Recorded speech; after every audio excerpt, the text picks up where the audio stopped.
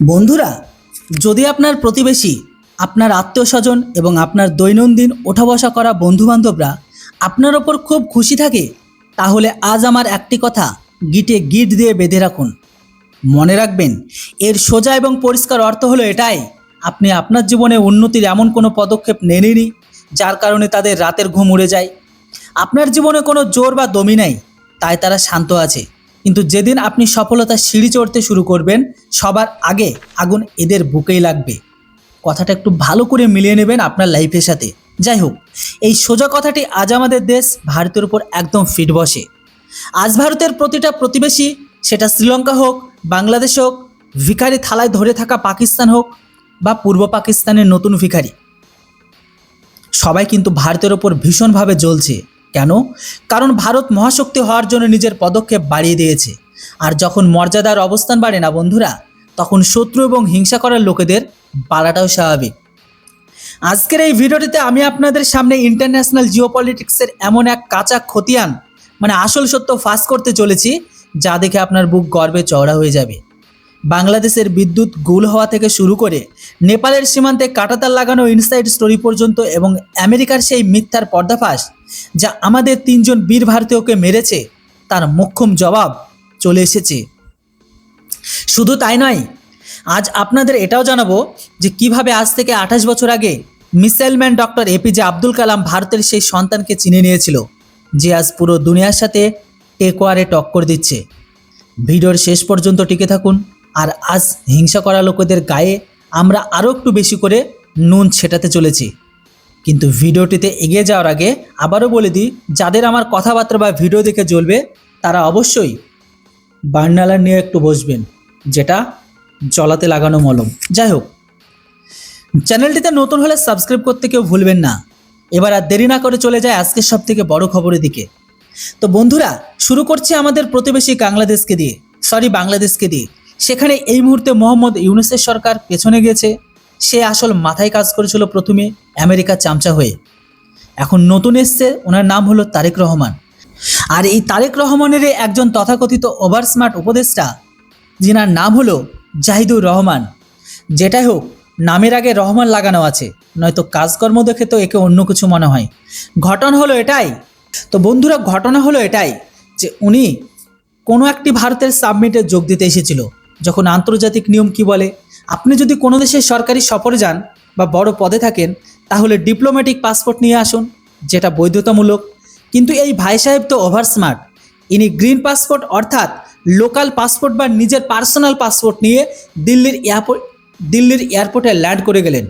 সেখানে ইমিগ্রেশন কাউন্টারে দাঁড়িয়ে থাকা আমাদের সিআরপিএফ জওয়ান সামনে বুক ফুলে বললেন, সরো আমি বাংলাদেশের প্রধানমন্ত্রীর উপদেষ্টা। আমাদের সিআরপিএফ বীর জওয়ানরা উপর থেকে নিচ পর্যন্ত দেখলেন এবং বললেন, আচ্ছা, উপদেষ্টা হলে নিজের ঘরের হবে, আগে ডিপ্লোম্যাটিক পাসপোর্ট তো দেখাও। তো ওনার কাছে কোনো সেই ডিপ্লোম্যাটিক পাসপোর্টই ছিল না। তারপর আর কি, আমাদের জওয়ানরা একে ধরলেন আর একে ভিআইপি রুমে বসালো। পুরো 2 ঘন্টা ধরে প্রতিটি জায়গায় তল্লাশি চালালো, এমনকি চেকিং করলেন। এই জাহিদুর রহমানের সমস্ত দম্ভ একদম ঢিলে হয়ে গেল। এই ভাই সাহেব এতটাই রেগে গেলেন যে সামিটে যোগ দেওয়া না দিয়ে বা সেটাকে বাদ দিয়ে উনি রাগ করে আবার এয়ারপোর্ট থেকে আবার ঢাকায় পালিয়ে গেল লেজ গুটিয়ে। উনি এখানে এসে ফিরে বললেন কি, আমাকে অপমান করা হয়েছে। আরে ভাই, অপমান তো তার হয় যার কোনো মান সম্মান থাকে। আপনার কি কোনো মান সম্মান আছে? সেখানে গিয়ে উনি ভারতের হাই কমিশনারকে সমন পাঠিয়েছিলেন যে আমাদের অ্যাডভাইজারকে কেন আটকানো হলো। এরপর যখন ভারত নিয়মকানুন বুঝে ভালো মতো বোঝালো, তখন নিজের থুতু নিজেকেই চাটতে হলো। হ্যাঁ ভাই, পাসপোর্ট তো নর্মাল ছিল, কিন্তু বন্ধুরা, আমাদের এই বীর জওয়ানদের জন্য কমেন্ট সেকশনে একটা স্যালুট অবশ্যই দেওয়া উচিত, যে দিদির রাজত্বে সম্পূর্ণ সীমান্তকে আলগা করে দিয়েছিল, অনুপ্রবেশ করতে দিত, এবং আজ আমাদের সেনা সেখানে এমন এক নিশ্ছিদ্র ব্যবস্থা করে দিয়েছে যে এখন একটা পাখিও সহজে ঝাপটাতে পারবে না। এবার আসি বিদ্যুতের ইস্যে। আপনারা স্ক্রিনে একটা হেডলাইন দেখুন, India blocks 20 MW power of Nepal. প্রথমে আপনারা হেডলাইন দেখুন, যেখানে লেখা আছে India blocks 20 MW power to Nepal, keeps Bangladesh power trade at 40 MW। এখন বাংলাদেশের কিছু লোকাল বুদ্ধিজীবী ইন্টারন্যাশনাল ফোরামে বুক চাপড়াচ্ছে যে ভারত আমাদের বিদ্যুৎ কেটে দিয়েছে, ভারত আমাদের উপর অন্যায় করছে। আরে গণ্ডমূর্খরা, আগে পরিসংখ্যান তো পড়ে নাও। ভারত বাংলাদেশে আগে থেকেই 2000 মেগাওয়াট বিদ্যুৎ নিচ্ছে, যে বিদ্যুৎ নেপাল থেকে বাংলাদেশে যায় তা ভারতের ন্যাশনাল গ্রিড হয়ে পাস করে। এখন বাংলাদেশ আরও 20 মেগাওয়াট এক্সট্রা নেওয়ার কি দরকার ছিল? ভারত পরিষ্কার না বলে দিয়েছে যে নো চান্স, আমাদের নিজেদের দেশের মানুষ আছে, আমরা নিজেদের বিদ্যুৎ কেটে তোমাদের কেন দেবো? সংসদে সেই বিখ্যাত ভাষণ মনে আছে তো, যখন টিকিট কাটা হয়নি তখন আর কোনো রেল পাওয়া যাবে না। ঠিক সেই হিসাবটাই বাংলাদেশের সাথে হয়েছে। আর শুনুন, আমাদের মনকে শান্তি দেওয়ার মতো আরও একটি খবর, 12 জন বাংলাদেশি অনুপ্রবেশকারীকে আমাদের বিএসএফ জবরদস্তিভাবে ধরে ফেলেছে আর সীমান্তের উপরে তাড়িয়ে দিয়েছে। এখন বাংলাদেশের বর্ডার গার্ড বিজিবি বলছে আমরা এদের আমাদের দেশে ঢুকতে দেবো না। ভারতও বলল ঢুকতে দিও না, এদের সীমান্তে দাঁড় করিয়ে রাখো, আমরাও ফেরত নেব না। গত 12 দিন ধরে তারা সেখানেই দাঁড়িয়েছিল। এবার এরা বুঝতে পারবে যে ভারত এদের ফ্রিতে খাওয়িয়েছে, থাকতে দিয়েছে, ফ্রিতে ভারতের সমস্ত কিছু ভাতা দিয়েছে। এখন সেই ভারত লালন পালন করা, খাওয়া দাওয়া সব কিছু এদের বাদ দিয়ে দিয়েছে। কিন্তু এই মালগুলোই কিন্তু আবার ভারতের পিঠে পিছন থেকে ছুরি মারছিল। আজ এদের নিজেদের দেশ এদের আপন করে নিতে রাজি হয় না। এই হলো যোগ্যতার অবস্থান বা অকাত, যা আজ বাংলাদেশ হাড়ে হাড়ে টের পাচ্ছে। কিন্তু খুব শিগগিরই পাকিস্তানও বুঝতে পারবে। এবার একটু নেপালের দিকে নজর দেওয়া যাক। নেপালের বর্তমান ক্ষমতাসীন দল হঠাৎ করে বলছে ভারত ও নেপালের সীমান্তে তারের বেড়া বা কাঁটাতারের বেড়া দেওয়া উচিত। যখন সাংবাদিকরা জিজ্ঞেস করলো কেন, তখন তারা বলল কালকে যদি নেপালের রাস্তা দিয়ে কোনো পাকিস্তানি বা আইএসআই জঙ্গি ভারতে ঢুকে পড়ে তাহলে ভারতের সাথে আমাদের সম্পর্ক নষ্ট হয়ে যাবে। কথাটা শুনতে কিন্তু খুব ভালোই লাগে, তাই না? মনে হয় যেন নেপাল আমাদের কত বড় শুভাকাঙ্ক্ষী। কিন্তু এর পেছনে ক্রোনোলজি বা ঘটনাটা একটু বুঝুন। এটা নেপালের ডবল গেম। একদিকে তারা আপনারা এত মিষ্টি মিষ্টি কথা বলছে যেটা শুনে আপনার খুব ভালো লাগবে, কিন্তু অন্যদিকে পিঠের পেছনে এরাই কিন্তু ছুরি মারছে। মানে এরা আবার কিছুদিন আগে ভারতের আমের ওপর নিষেধাজ্ঞা বা স্যাংশন লাগিয়েছে। নেপাল ভেবেছিল ভারত চুপ থাকবে, আর এটা নতুন ভারত ভাই। নেপালের কাছে এই মুহূর্তে 1 মিলিয়ন টন চায়ের স্টক পড়ে রয়েছে, যা ভারতের বাজারে বিক্রি হওয়ার জন্য আসার কথা ছিল। ভারত সরাসরি ফাইলে সই করলো আর বলে দিল ক্ষমা করবেন, আপনাদের চা আর ভারতের সীমান্তের ভেতরে প্রবেশ করতে পারবে না। একে বলে সফট পাওয়ার, সঠিক জায়গায় সঠিক ব্যবহার। নেপালকে হাঁটু গেড়ে বসানোর জন্য আমাদের বন্দুক তোলার দরকার নেই। তাদের অর্থনীতি আর সঠিক জায়গা দেখিয়ে দেওয়াটা যথেষ্ট, বাকিটা আপনা আপনি পড়ে যাবে। হার্ড পাওয়ার তো আমরা পাকিস্তানকে দেখাবো, তাকে তো তার মায়ের দুধের কথা মনে করানো এখনও বাকি আছে। এবার আসি সেই খবরে যা আপনাকে অবাক করে দেবে। অন্যদিকে স্ট্রেট অফ হরমুজে ভারতের একটি এনএলজি ট্যাঙ্কারে গত 3 মাস ধরে আটকে ছিল। আমেরিকা সেটির উপর হামলা করেছিল, যার ফলে আমাদের 3 জন নির্দোষ ভারতীয় নাগরিক মারা গেছে। আবারও বলে দিই, সে ট্যাঙ্কারটা ছিল অন্য কারো, যেখানে ভারতীয়রা কাজ করত, আর সেই মিসাইল হামলায় ভারতের 3 জন নাবিক মারা গেছে। এটা কিন্তু মাথায় ভালো করে ঢুকে নিন। কেউ যেন বলবেন না যে ভারতের ট্যাঙ্কারে হামলা করে 3 জন নাবিককে মেরে দিয়েছে। এই ভুল বিভ্রান্তি থেকে বেরিয়ে আসুন। যাই হোক, ভারত যখন এর বিরুদ্ধে কড়া অবস্থান নিল, তখন আমেরিকা এখন এদের মিডিয়ার মাধ্যমে মিথ্যা ছড়াচ্ছে যে আমরা সেই জাহাজটিকে 60 বার ওয়ার্নিং দিয়েছিলাম। কিন্তু অন্যদিকে আমেরিকার মিথ্যা ভালোভাবে আমরা জানি। তোমরা যদি 60 বার ওয়ার্নিংই দিয়েছিলে, তাহলে প্রথম দিন যখন ভারত তোমাদের তলব করেছিল তখন লিখিত আকারে কেন দাওনি? আজ যখন ভারতের একটা 150 কোটি জনসংখ্যার প্রেসার পড়েছে, তখন তোমরা বুঝতে পারছো যে ভারত যদি তার সফট পাওয়ার প্রয়োগ করতে শুরু করে, যেমন মালদ্বীপ হাঁটু গেড়ে বসেছিল, তেমনি তোমাদের অবস্থা শোচনীয় হয়ে উঠে যাবে। তখন তোমার মিডিয়া দিয়ে মিথ্যা খবর ছাপাচ্ছ। যেটাই হোক, মনে রাখো ভারত নিজের নাগরিকদের রক্তের হিসাব ভোলে না। সময় এলে সঠিক চিকিৎসা করা হবে। আর এরই মধ্যে পাকিস্তানের অসীম মনিরের পোষা শাহবাজ শরীফ ইন্টারন্যাশনাল স্টেজে এমনভাবে লাফাচ্ছে যেন এই দুনিয়ার সবচেয়ে বড় মহিষা বা ক্রাতা।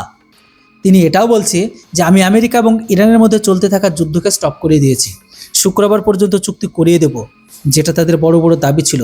আরে ভিক্ষার থালা হাতে নেওয়া খান, তোমার নিজের ঘরে খাওয়ার আটা নেই, বিদ্যুতের বিলের জন্য জনগণকে রাস্তায় নেমে দাঙ্গা করছে, আর তুমি চলেছে আমেরিকা ইরানের চুক্তি করাতে। আসলে আমেরিকার চাটুকার সেজে নিজেকে বাঁচাতে চায়, যাতে ভারত এখন এই চামড়া গুটিয়ে দেবে, তখন এই আমেরিকা পেছনে গিয়ে লুঙ্গি পরাতে পারে। কিন্তু চীনের অনুগত পছন্দ করেনি। চীন নিজের স্যাটেলাইট ইমেজ রিলিজ করে দিয়েছে। পাকিস্তান যে নূর খান এয়ারবেসের পাশে নতুন নিউক্লিয়ার ঘাঁটি বানাচ্ছে, সেটি কেমন দেখতে। এখন পাকিস্তান মাঝখানে ফেসে গেছে। আমেরিকার কাছে গেলে চীন মারবে, চীনের কাছে গেলে আমেরিকা মারবে, আর যখন কারো কাছে বাঁচবে না তখন আমরা মেরে দেব। ব্যাস, কথা খতম। শাহবাজ শরীফের এই তথাকথিত চুক্তিতে দুনিয়াকে কেউ টিকতেই দেবে না। আর সেখানে একজন পুরুষ মানুষ আছে, বেঞ্জামিন নেতানিয়াহু। ইসরায়েল পরিষ্কার বলে দিয়েছে আমেরিকা যে চুক্তি করা করুক, আমরা লেবানন আর হিজবুল্লাহকে শিকড় সহ নাম হচ্ছে শান্ত হব না। যতক্ষণ পর্যন্ত ইসরায়েল শান্ত হবে না, হ্যাঁ, ততক্ষণে তাদের হামলা চলবে তাদের উপর। দুনিয়ার অর্থনীতি এভাবেই টালমাটাল খেতে থাকবে। আমেরিকা এই যুদ্ধে $29 বিলিয়ন হারিয়ে ফেলেছে। গ্লোবাল ট্রেড, বিশ্ব বাণিজ্য স্তরে স্তব্ধ হয়ে গেছে। শ্রীলঙ্কায় 4 দিনে ওয়ার্ক ফ্রম হোম চলছে। ফিলিপাইনে এনার্জি এমার্জেন্সি মানে বিদ্যুৎ বা জ্বালানি জোরের ব্যবস্থা চলছে। এবার আসি ভিডিওর সবচেয়ে প্রধান অংশে, যে মানুষ ভারতের উপর জ্বলছে কেন।